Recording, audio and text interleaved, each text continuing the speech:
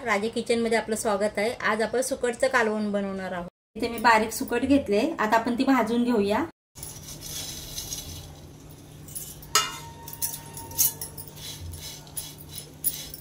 आता ही चांगली भाजून घ्यायची।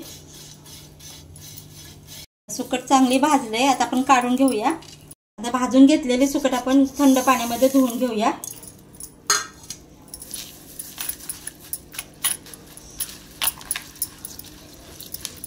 इथे मी लसूण घेतलाय, थोडा आल्याचे तुकडे घेतलेत, खोबरे घेतले सुकं, एक मोठा कांदा बारीक चिरून घेतला, थोडी कोथिंबीर आणि एक मिरची घेतली। आता आपण हे सगळं भाजून घेऊया। आता इथे मी 1 चमचा तेल घेतलं, आपण कांदा भाजून घेऊया।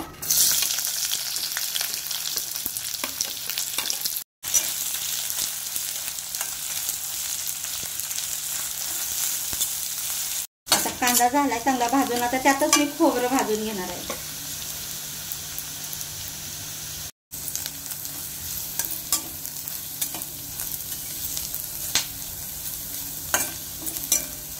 आता खोबरं पण भाजून झालं, त्यामध्ये लसूण टाकूया, आल्याचे तुकडे,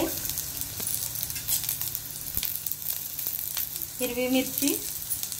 आता हे सर्व परतून घेऊया चांगलं।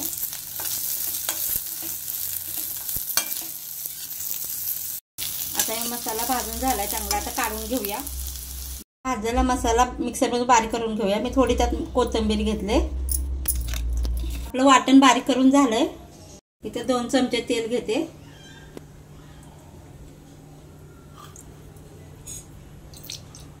आता आपण तेल गरम झालंय, त्यामध्ये वाटण भाजून घेऊया।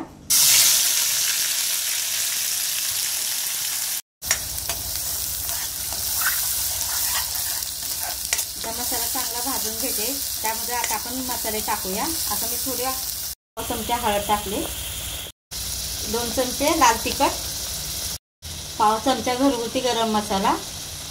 आता सर्व भाजून घेऊया।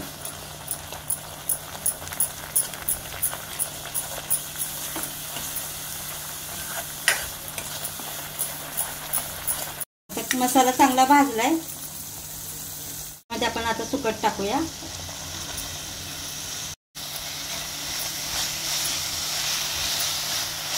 आता सुकट चांगली मसाल्यामध्ये परतून घ्यायची।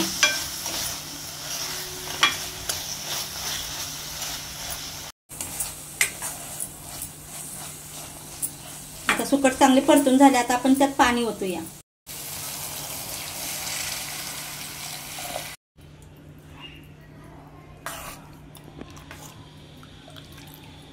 चवीनुसार मीठ टाकूया। ह्यामध्ये आपण कोकम टाकूया आणि एक चांगली उकळी येऊन द्यायची।